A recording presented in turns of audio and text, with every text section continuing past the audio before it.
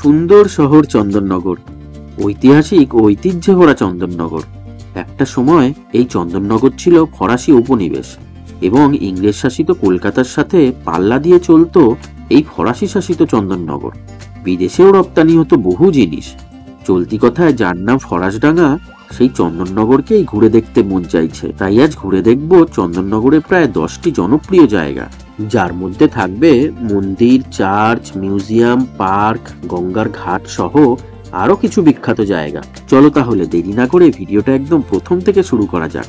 ভিডিওটা ভালো লাগলে চ্যানেলটা সাবস্ক্রাইব করতে ভুলো না কিন্তু।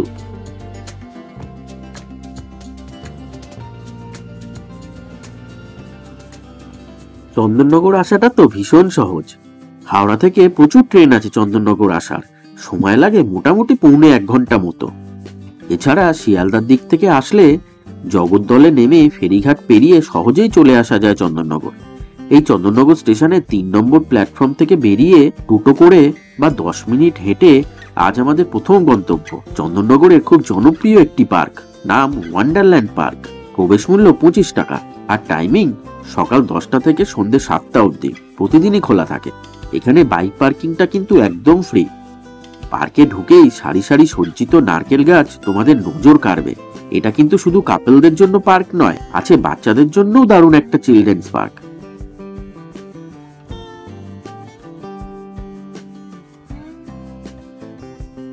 এছাড়াও আছে এরকম 3টে বড় বড় দারুণ লেক।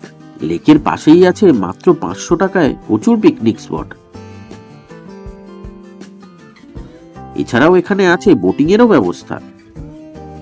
এই ওয়ান্ডারল্যান্ড পার্ক নিয়ে অলরেডি একটা ডিটেইলস ভিডিও বানিয়েছি, যদি ইচ্ছা হয় তো দেখে নিতে পারো। নিচে ডেসক্রিপশন বক্সে সেই ভিডিওটার লিংক দিয়ে রাখলাম। চলো এবার 20 টাকা মাথা পিছু টোটো ভাড়া দিয়ে রেল লাইন পেরিয়ে সোজা চলে এলাম গঙ্গার পাশে এই রানীঘাটে। গোন্দলপাড়া, বড় ও কালিসিনী এই 3টি গ্রাম নিয়ে তৈরি হয় 1696-তে আজকের চন্দননগর। এখানে গঙ্গা গেছে বেঁকে ঠিক চাঁদের আকারে, ওই থেকেই নাম চন্দননগর। আবার কেউ বলে এখানে নাকি চন্দন কাঠের ব্যবসা হতো, তাই নাম চন্দননগর। আবার কারো মতে এখানে দেবী চণ্ডীর পুজো হতো বলেই এখানকার নাম চন্দননগর। কোনটা যে ঠিক ভগবানই জানেন। পাশেই আছে এই রানীঘাট থেকে জগদ্দল যাওয়ার ফেরি সার্ভিস।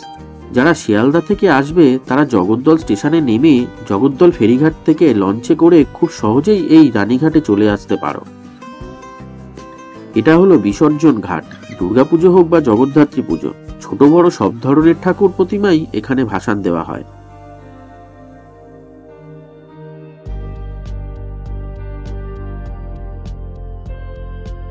এবার এই রানীঘাটের পাশ দিয়ে পায়ে হেঁটেই বাকি সব জায়গাগুলো ঘুরে দেখা যাবে। তাই বাঁদিকে গঙ্গা নদীকে রেখে সোজা হাঁটা শুরু করলাম। রাস্তার ডান দিকে চোখে পড়ল চন্দননগর কলেজ। 1862 সালে তৈরি হয় এই জ্ঞান প্রতিষ্ঠান। স্বাধীনতা যুদ্ধের অন্যতম কেন্দ্রবিন্দু ছিল এটা। প্রফেসর ছিলেন চারুচন্দ্র রায়, যিনি শত শত কিশোর প্রাণে স্বাধীনতার বীজ বপন করেছিলেন। একটু এগোলেই চন্দননগরের এক বিখ্যাত জায়গা। চন্দননগরের হৃদস্পন্দন হলো এই ঐতিহাসিক স্ট্যান্ড। এর দুপাশে 2টি ঘাট আছে বলে একে জোড়াঘাটও বলা হয়।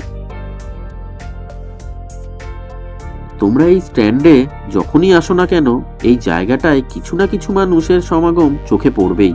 এতটাই ফেমাস এই জায়গাটা, কারণ এখান থেকে গঙ্গাকে দেখা যায় খুব সুন্দরভাবে। চলো তোমাদের একটু দেখাই ভালো করে।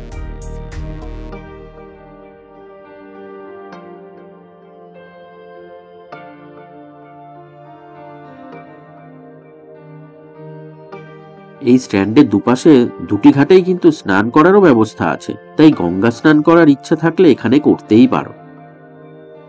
চন্দননগর স্ট্যান্ডের ঠিক উল্টো দিকের গলিতে ওই যে দেখা যাচ্ছে একটা চার্চ, নাম সেক্রেড হার্ট চার্চ। বাংলায় বলা হয় পবিত্র হৃদয় গির্জা, তবে সবাই এই দেবস্থানকে চন্দননগর চার্চ বলেই চেনে। এটি ফরাসিদের তৈরি। 1691 সালে খ্রিস্ট ধর্মের প্রচারে এই চার্চ ছিল অন্যতম। চার্চটা খোলা থাকে প্রতিদিন সকাল 9টা থেকে সন্ধ্যে 7টা অবধি, তবে বৃহস্পতিবার চার্চটা ওপেন হয় দুপুর 3:30 থেকে। এছাড়াও মাস টাইমিং, অফিস টাইমিং গুলো এখানে দেওয়া আছে, দরকার হলে স্ক্রিন পজ করে একটু দেখে নিও। 25 ডিসেম্বরের সময় এই চন্দননগর চার্চটিকেও অন্যান্য চার্চের মতোই দারুণভাবে সাজানো হয়। চার্চের পাশেই জাস্ট 2-4 পা এগোলেই রাস্তার ডান দিকে পেয়ে যাবে একটি ঐতিহাসিক নিদর্শন, ডুপ্লেক্স প্যালেস। এটা হলো একটা মিউজিয়াম। স্থানীয় বাসিন্দারা এটাকে চন্দননগর মিউজিয়ামও বলে থাকেন। তৎকালীন গভর্নর বা রাজ্যপালের বাসভবনটাকে এই মিউজিয়ামে পরিণত করা হয়েছে। এই মিউজিয়ামে প্রবেশ মূল্য মাত্র 5 টাকা, আর এটা খোলা থাকে বৃহস্পতিবার আর শনিবার বাদ দিয়ে প্রতিদিন সকাল 11টা থেকে বিকেল 5:30 অবধি। এখানে আছে অ্যাঙ্গো ফরাসি যুদ্ধকালীন কামান, বন্দুক, ফ্রান্সের প্রাচীন জিনিসপত্র, 18 শতকের পেন্টিং, কাঠের আসবাব থেকে শুরু করে অমূল্য প্রচুর জিনিসপত্র। এই মিউজিয়ামের যদি ডিটেলস ভিডিও দেখতে চাও তাহলে অবশ্যই একটু কমেন্ট করে জানিও। নিশ্চয়ই চেষ্টা করবো এই ডুপ্লেক্স প্যালেসের একটা পূর্ণাঙ্গ ভিডিও দেওয়ার।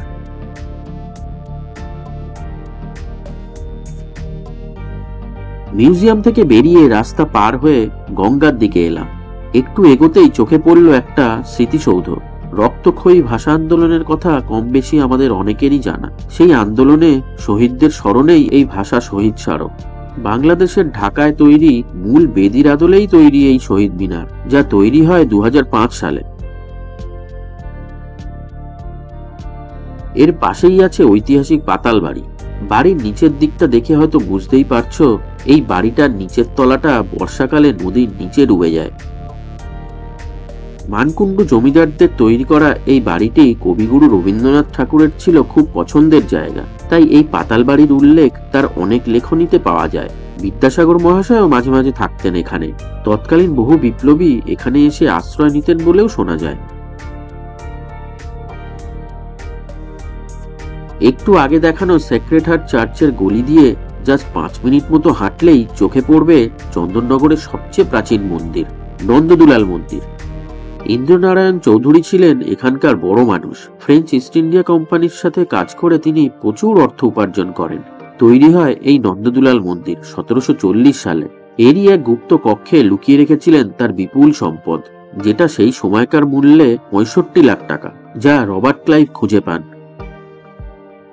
সংগ্রামী কানাইলাল গুপ্ত রাসবিহারী বোসের চন্দননগরকে বিদায় জানানোর পালা।